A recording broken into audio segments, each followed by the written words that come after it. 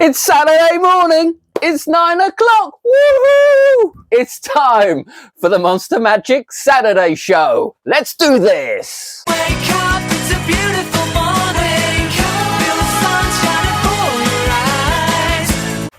Woo-hoo-hoo-hoo. Good morning, everybody. I do hope you are well and you've got a nice cuppa in hand. It is the last weekend before the Blackpool Magic Convention, which has come around again very, very quickly. Probably my busiest weekend of the year, as I panic and wonder what I've got, what I haven't got, what I'm going to forget, and all sorts. But, you know, at some point you just got to remember it is just meant to be a lot of fun. And talking of fun, come on, let's do some reviews. And first up, we have Bag Influence by No Name Products. I must say, I do know the boys of No Name Products, Sam, Phil, Johnny, and also Becca, who I imagine has been gluing her fingers together, making these gimmicks. They showed it to me a while ago, and I found it an absolute hoot. It is a visual change of a playing card into a bag of magic powder. I say magic powder, it obviously hints at something else. That is up to you whether it fits your style or not. It certainly fits Phil Pearson's style, who came up with the idea, and it is essentially a joke, and what it turns into really can be things other than a dodgy looking white powder. It can be glitter. I think at one point in the tutorial they said it could be your grandma's ashes. There is also apparently a handling coming which turns into some buttons, so the button from your shirt can pop on and off into the bag. So that's a really nice idea, but for me this is all about the visual change, and that is not to be sniffed at. It works really, really well for social media, obviously, but it also flies in the real world. I had my doubts about it. Obviously, I'd only seen it on video, but believe me, you can perform this, walk around or down your local, absolutely fine. You do need to be conscious of what you're wearing, though. It does use something that I'm not a fan of, and that is the dark arts. I'm not a fan of black art at all. It's not for me, generally speaking, but this is slightly different because it doesn't use it. So when it's on a mat, your black art has to be really, really accurate. Your lighting has to be controlled. You know, whatever's on the back of the card, shall we say, has to match the mat perfectly and not reflect the light. This doesn't have that much restriction. In fact, you can get away with, you know, dark grey or navy if you like. It doesn't have to be a direct match because it's sort of got a bag, it's got something in it, and it's in front of you, it's moving around, it's not stationary, hiding in plain sight, as it were, and also you clean it up pretty quickly as well. Unfortunately, I can't show you that much that you get because I don't want to give away the gimmick too much. You get a folded playing card. This is to help you put the salt or whatever powder you decide to use into the bag, so it gets right to the bottom of the bag, doesn't clog the bag up, you can still close it. Nice little touch. Don't really need to include a folded card, but they do. And you get some spare of the bags as well. You get a couple of these. This is the one that you'd be handing out. And now these, I must talk a little bit about these because these are handmade. So the bag to fit the playing card had to be cut down and resealed. I don't know if they're going to be supplying refills of these, but obviously, you know, unless you lose it, it will last forever. You also get some sachets of the salt that they recommend. I've used mine in my gimmick, so I can't show them to you. So everything in the bag, you're absolutely ready to go. The gimmick is far more involved than you would believe, and it makes it nice and versatile, so you can produce either one bag or two bags. The cleanup is easy on the offbeat. Does require a little bit of palming and going south, but the bag is a big enough distraction for that to fly. The tutorial is half an hour long. It's a mix of Sam and Phil performing their favourite versions of it and their favourite handlings. Really, the gimmick, once you've set it up, does pretty much everything for you. They talk about their routines, but really it's a joke essentially, or possibly the end of a card trick. You could put a corner of a card or possibly a folded card into the bag if you wanted it as a final reveal or a card to impossible location. That would be something that you'd have to play with, something I've certainly been playing with. They do run through their patter and their lines when they use it, how they carry it, how they produce the card to start off with, and all of their lines. Some of their lines might be a little bit risque, perhaps, but the routine as is with the white powder in a bag certainly isn't for every occasion. For your mates down the pub, it is perfect. Depending on where you are, read your audience. It might well be the biggest laugh you ever get, but of course you can always refer to it as waffle dust or magic powder, whatever you want to slightly dampen the blow. I think it's a great gag for the right audience at the right time, in the right situation, I guess. And I think magic can be very, very safe. And I think that is one of the reasons why, as an art form, it tends to linger behind some of the others, even oil painting. So although it's certainly not for everybody, if you think it's going to fit your style, then bag influence is for you.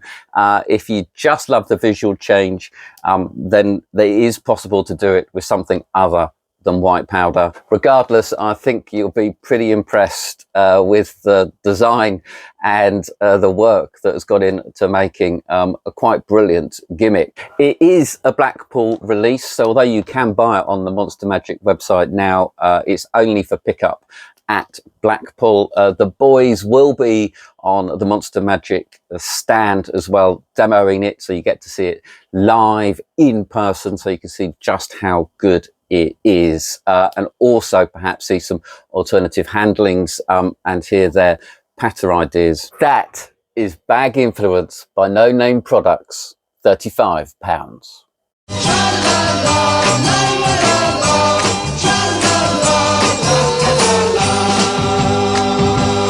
Next up, it's Ultimate Free Choice by Alexander Hermann, the latest card trick from Vanishing Ink. The idea here is that you say you've got a prediction in your trouser pocket. You then say you're going to have a card not selected. You go through an elimination process where all of the cards are eliminated, leaving just one face down card. You remove your prediction from your pocket, but as you do, you accidentally flash that you've got more than one card coming out of your pocket. You put one on the table. It matches the card that has been left unselected. You then look quizzically while you're there, not amazed, and then you reveal that all of the other cards in your pocket were also the matching card. It's a terrific idea, one that originated from, as I've said before, one of my heroes, David Regal, who had the very last card published in Constant Fooling Constant Fooling 2 back in 2002, which is a trick that I've performed several times. Actually, I think he actually did it on Penn and Teller as well. A very, very entertaining trick. Alexander Hermann has taken that premise and made it into a close-up effect, and it's a real fooler for quite a few reasons. The method wasn't really quite what I expected, perhaps because the trailer shows the perfect scenario. Now that perfect scenario does happen. It does happen quite a lot, and when it does, it is absolutely mind-blowing, but occasionally you will have to have alternative scenarios happen. So in the tutorial, which is about half an hour long, Alexander runs through the method, and once you know the method, really, you don't have to worry too much about learning all of the scenarios by rote, as it were, because you know what you've got to do, you know where you've got to go. So understanding the method here is pretty much key.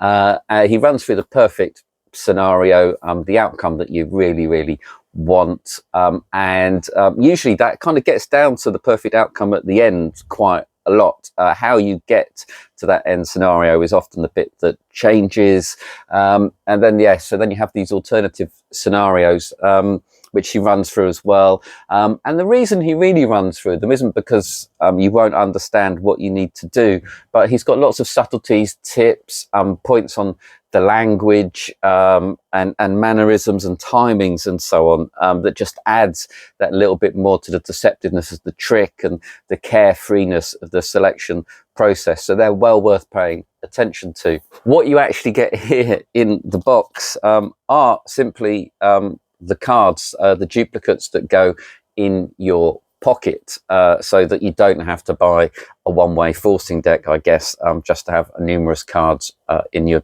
pocket. You also get this little envelope as well. So if you don't want to do the pocket idea, the pocket prediction, you can use this envelope instead. You lose the gag, I guess, but it's possibly slightly more convenient to have this in the cellophane of your card box, and not have your pocket loaded with the cards, particularly if you're sitting down with friends and you've got all the cards in your pocket, they'll get bent and messed up. Of course, it doesn't have to be your left trouser pocket. It can be any pocket. The key here is to remind people that it's definitely which pocket it is, so that they don't think you've got multiple outs hidden around your body. It is a really great, very strong card trick. Completely fooled me. I love the premise. I love the carefreeness of just scooping around cards, and I love the jazzy style of it as well. It does have a slight tingling of something that really should just be in a book, but then of course you'd have to buy the one-way decks or remove the 4 of spades or the 5 of hearts, whatever card it might be, from lots of decks of cards. So really you're paying for the convenience of having something that's just literally ready to go, and a really good video tutorial with all of the nuances, and you get the lovely box to keep it in. It is very easy to do. Essentially, there are no sleights involved. It really is just about controlling the selection process and being comfortable with some possible equivocate towards the end. For me, the secret is to really enjoy presenting the journey and make sure everyone realizes it is a super fun trick. That is Ultimate Free Choice by Alexander Hermann, £21.50. Next up, it's Capsize by Seth Race. This is Seth's take essentially on the Akito slot box, which usually come in brass boxes. I'm sure you would have seen them if you've ever watched any coin workers. They often have these little brass boxes. What Seth has done has taken that idea and put it into a bottle cap, which aren't in the box. What should be in the box are 2 bottle caps. I've only got the black and the red version in stock. It does come in white and blue as well, and these do actually fit at the top of most soft drink bottles. So hang on one sec. Bought in a bottle especially. Obviously I don't drink Pepsi Max, terrible for you, but there you go. The lids do genuinely work absolutely fine. Not that anyone is really going to test them, but perhaps it might be a nice idea to introduce it by taking it off the bottle to start off with. But obviously the idea is that it is an organic object as opposed to the Akito box. That looks a little bit strange. Who, where and when the first idea of the slot box came about is a little bit of a mystery. I do know that PJ Selbit had something called the Linger slot box back in 1910, but it was very much popularised by David Roth back in the 1980s, who actually produced and marketed the slot box. And the idea is that you can cover 4 coins with the cap, and you can magically and visually remove coins from under the cap. You can also put the coins into someone's hand and have them appear under the cap on top of their other hand. You can do coins across with it. You can do coins to glass with it. You can do coins to cup with it. You can do lots and lots of different routines. It is a very, very versatile gimmick, which is also surprisingly easy to use once you understand exactly how it works. And to help you with that, you have a good 30 minutes with Eric Tate, who runs you through the basics of how the box works and how to handle it, and how to control when the coin's in it and when the coin comes out of it. He goes into great detail, all of the handling, all of the finger placement. It's really, really good. You then get a full live performance of Seth Race performing his favourite routine, which is nice, got 3 phases, all really strong, simple and to the point. And Eric runs you through that routine step by step. Once you've mastered that, you then have a little bonus extra of 1 hour of Craig Petty. I just can't get enough. I just can't get enough. Craig runs through 6 further routine ideas you can do with it, just showing how versatile it is.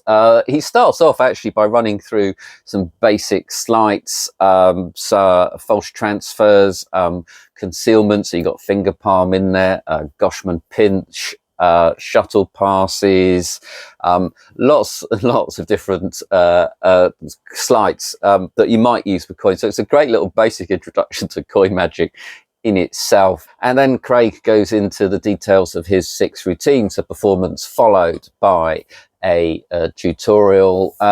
They are coins to glass. I love coins to glass. I think the visual of the coin landing in the glass and the sound it makes is terrific. You then have Craig's Out and Out, which is a take on David Roth's Out in Out from Expert Coin Magic in 1985, which is one of the first reasons when David Roth popularized the idea of this slot box. You've got a trick with a purse frame, where the coins are produced from the purse frame and so on.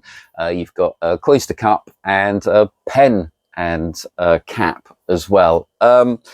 All great routines. Out and Out, the David Roth routine is terrific, really strong, great visual magic. And the purse frame, I'm a sucker for the purse frame. I do like the purse frame. I find it funny and magical. So they're well worth checking out, but they are a little more involved than Seth's Race basic routine, where the cap does all of the work for you. Interestingly enough, none of the routines utilize using both caps at the same time, which perhaps is a missed opportunity. So one is essentially always just a spare. What I must say is that these fit the 10p's if you're in the UK. I think it's nickels if you're in America, but it could be the new 10p's, it could be the old 10p's. You could probably even use a mix if you want. So next time you're off buying a chocolate bar, just keep the 10p change until you've got 4 of them. So it's 4 that you need really for the basic routine. One of Craig's routines does actually use 10, but and of course these caps and the coins can be examined right at the start. There's absolutely nothing to see. Probably best do it at the start than at the end, when they might start playing and mimicking your actions. It's simply strong, easy coin magic. That is Capsize 2.0 by Seth Race, $34.99.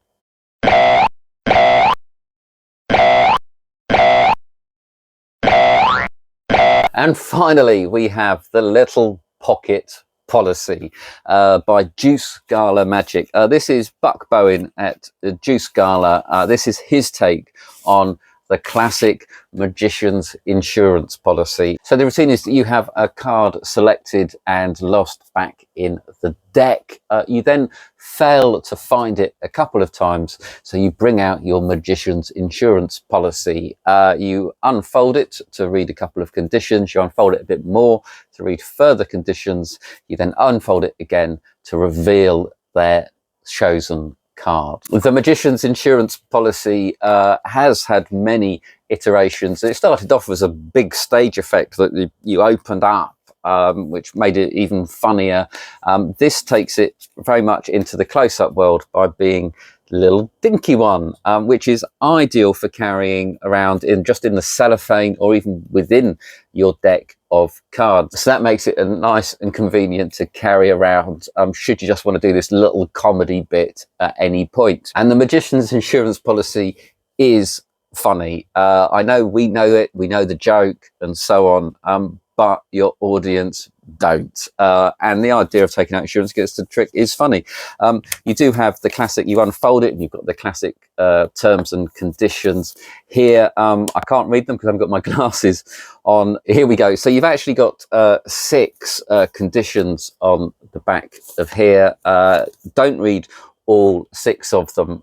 So as Buck runs through, he thinks of the rule of 3. The tutorial actually by Buck is very, very thorough, giving all of the nuances of how to, eke out as much comedy and humour from this as possible. So he suggests just reading 2 from this. Pick your favourite 2, or just make 2 up. If you think you've got funnier ones, then just say those and pretend that you're reading from here. You then do the next open, read 1 from here as well, and then you do the opening gag and reveal that that is their chosen selection. Buck does run through how to make sure this is their chosen selection. He goes through the Hindu force and the crosscut force. So both very, very easy ways of forcing a card. There are other things on this which is particularly useful to know, in additions to the normal insurance policy, is the fact that the jack here is actually holding 2 of spades. So you can do it with 2 cards, have 2 cards selected. And then this one, he's holding 1, but it's only got the back. And for this, you get something else. Ooh. So you also get these 2 dinky little cards. And this is the bit that I really, really like. So you get 2 different cards in here. They are very small, very similar to the one in Prop Dog's Mini Magician. Actually, that sort of size. And the idea is that you show that your jack is holding a card, you pull it off, you've then got their selection in dinky form. And what I really like about this is you can put it on the table and they've got to look so close to see whether or not it is their card. It just adds so much humour. It's just really, really funny producing something so small that no one can see. There is a bit of a setup for that final reveal. It does require some little bit of scotch tape and so on, but Buck runs through all of that as well. Yeah, actually Buck's teaching on this really, really does surprise me. The detail that he goes through. You get good live performances of him doing just a simple, straightforward 1 card reveal, doing the 2 of spades reveal as well, and then a triple threat, I think he calls it, when he reveals all 3 cards. It's not the strongest trick in the world, but it does have a lot of comedy potential, particularly if you're good at playing the magician in trouble. And it's nice, convenient to carry around, takes up no extra pocket space, so you may as well have it with you. That is the Little Pocket Policy by Deuce Gala, $14.99. I think I ought to see a doctor. Oh, why do you say that? I'm beginning to like the show. And that's it for this week's show, I'm afraid. Next week's show, fingers crossed, will be coming from Blackpool. I hope that all works out. It may be on the Sunday rather than the Saturday morning, but I'll put up a post to let you know. If you are going to Blackpool, please do come and say hello, and come and meet the boys of No Name Productions as well. Miles Thornton, who produces The Gnome, the little magazine I mentioned a few weeks ago, he will also be on my stand on Saturday. That's a lovely little thing to receive in the post once a month, just to get your magic juices flowing. But it would be lovely to put faces to names and just catch up. But until next week, come on, grab some magic, get out there and have some fun with the best hobby in the world. Bye-bye.